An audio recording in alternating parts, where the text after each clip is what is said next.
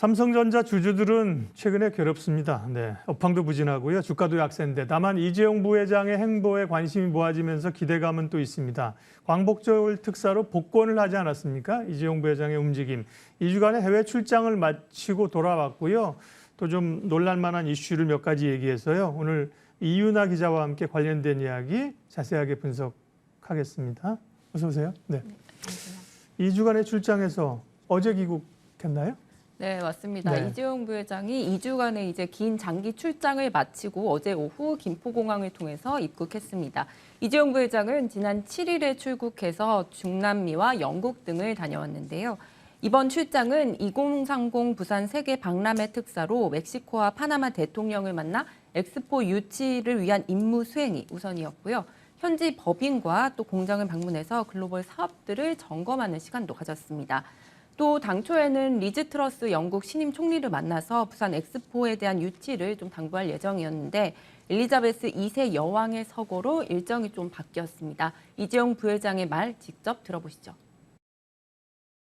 이번 출장의 주요 목적은 오지에서 어려운 환경에서 정말 열심히 회사를 위해서 우리나라 위해서 근무하고 있는 우리 임직원들 격려하러 간 게 제일 주목적이었고요. 그러고 또 특사 임명받아서 그거 끝나고 런던 가려고 했는데 여왕께서 돌아가셔서 조금 일정이 바뀌었습니다. 예, 우리 소위 재벌이라고 불리는 대기업의 3세들이 투명해요. 근데 뭐 시원하게 그죠? 클리어하게 얘기하잖아요. 예전 같으면 뭐 빙빙 돌려서 얘기 안 하는데. 자, 그런데 보통은 뭐 이렇게 입국할 때 기자들이 물어보게 되면 이제 평상적인 얘기를 할 가능성이 높은데 의외로 빅딜과 관련된 이야기를 시사해서 주목이 되고 있는 거거든요. 네, 맞습니다. 예. 이재용 부회장은 그동안 인수 후보군으로 나왔던 네. 영국 반도체 기업 암에 대해서 직접 언급을 했습니다. 이 부회장이 영국을 방문했을 때 업계에선 엘리자베스 여왕의 장례식에 참석을 하고 또 영국 반도체 업체 암의 경영진을 만날 것이다 이렇게 예상을 했었는데요. 암은 컴퓨터 중앙 처리 장치 CPU와 스마트폰 AP 칩 설계 등의 핵심 기술을 보유한 기업입니다. 특히 모바일 칩 설계 분야에서는 암의 점유율이 90% 이상인데요. 모바일 AP 사업이 좀 지지부진한 삼성 입장에서는 당연히 관심이 가는 인수 후보군 중 하나입니다. 특히 암을 인수하게 되면 자체 시스템 반도체인 엑시노스의 경쟁력도 강화시킬 수 있을 것으로 보이는데요. 이 부회장은 일단 암의 경영진과는 회동하진 않았지만 다음 달 암의 최대 주주인 손정희 소프트뱅크 회장과의 만남이 예정돼 있다고 말했습니다. 이 부회장의 이야기 직접 들어보시죠. 암은 안 했고요. 아마 다음 달에 손정희 회장께서 서울에 오실 거예요.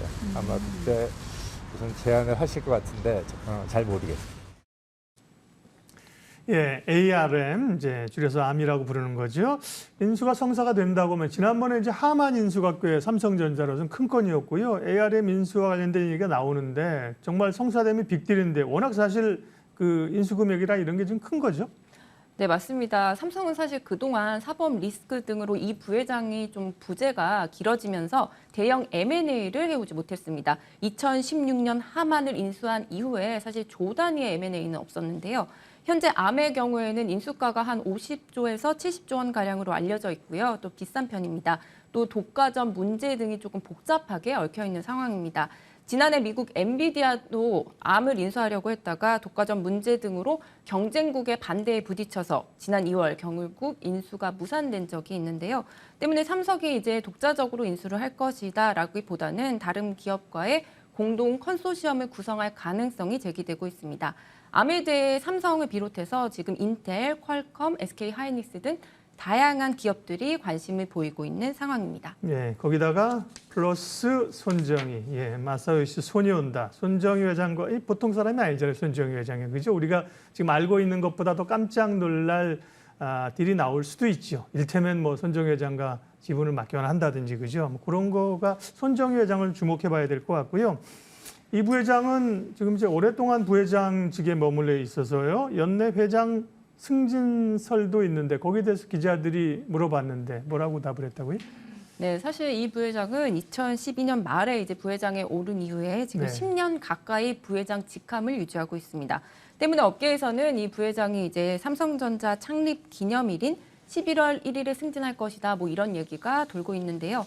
삼성 측은 아직 결정된 바는 없다는 입장이긴 하지만 현재 5대 그룹 중에 총수가 회장이 아닌 곳은 삼성뿐입니다. 때문에 이 부회장이 지금 당장 회장직에 올라도 이상할 게 없다는 게 업계 중론인데요. 다만 이 부회장은 기자들이 이제 회장 승진에 대해서 묻자 회사가 잘 되는 게 중요하다고 말을 아꼈습니다. 직접 들어보시죠. 회사가 잘 되는 게 더 중요할 것 같습니다. 네, 쿨하네요. 질문을 잘못했어요. 뭐 회장 승진설인데 어떻게 될 것 같아? 그럼 당연히 뭐 얘기하겠어요? 11월 1일 창립기념일 날 뭐 좋은 일이 있을 수 있나요? 뭐 이렇게 물어봤으면 기대해보죠. 이랬을 수 있는데. 예, 회장 승진 뭐 가야 될 길이죠. 언젠가 모르겠지만 그렇게 되면 어쨌든 이재용 부회장이 복권되면서 경영 전면에 지금 나서고 있는데요. 회장 승진을 하게 되면 혹은 또 근시일 내에 과거의 미래 전략실을 다시 부활할 수 있다는 얘기들도 나오던데요.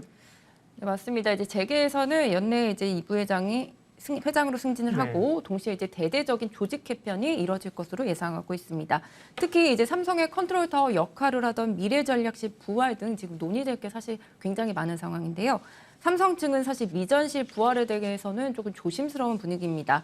박근혜 정부 당시 국정농단 사태에 연루되면서 이 부회장이 직접 미전실을 해체하겠다고 한 상황에서 미전실을 이제 다시 부활시키는 것에 대한 좀 부담이 있는 것 같은데요. 지금 미전실이 해체된 상황에서 현재 각 계열사들은 삼성전자와 생명 그리고 물산 이렇게 각 3개의 큰 TF 조직을 중심으로 자율 경영 체제로 운영되고 있습니다. 그러나 60개에 가까운 계열사를 보유한 글로벌 기업이 그룹 전체를 지금 총괄할 조직이 없다는 점이 문제라는 지적이 꾸준히 제기되고 있고요. 때문에 삼성 측도 보스턴 컨설팅 그룹의 지속 가능 경영에 대한 컨설팅을 의뢰했고 BCG 측에서는 그룹 차원의 컨트롤 타워 복원을 주문한 것으로 알려지고 있습니다. 미래전략실의 부활은 뭐 하게 되면 욕은 좀 먹겠지만 기업 차원에서 이재용 부회장이 할 수 있는 일인데 더 사실은 무겁고 풀어야 될 숙제가 이제 지배구조와 관련된 거 아니에요? 관련해서는 어떤 논의들이 좀 이어질까요? 네, 삼성은 지금 이재용 부회장 등 오너 일가가 삼성물산의 지분 지금 31%가량을 갖고 있고 이제 삼성물산이 삼성생명이 또 삼성전자로 이렇게 좀 이어지는 구조를 갖고 있습니다. 그중에 이재용 부회장의 삼성전자 지분은 1.63%밖에 되지 않는데요. 이제 재계에서는 오너 일가가 삼성의 이제 지배력 유지를 위해서는 소유 지분이 조금 많은 삼성물산을 이제 지주사로 올려야 되는 것 아니냐 이런 지배구조 개편 시나리오를 거론하고 있고요. 삼성도 지배구조 개편을 위해서 BCG 등 외부 기관의 용역을 맞춰 컨설팅을 진행 중인 것으로 알려져 있고요. 동시에 내부에서도 지배구조 개편 논의를 병행하는 것으로 전해지고 있습니다. 네, 삼성의 대규모 빅딜설이 나오는 가운데 이재용 부회장의 최근 언급들을 정리를 해 주셨고요. 경제산업부 이윤아 기자 함께했습니다. 나중에 뭔가 좀 가시화되거나 혹은 손정희 회장이 오서 얘기가 되면 다시 한번 좀 점검해 주십시오. 네. 고맙습니다.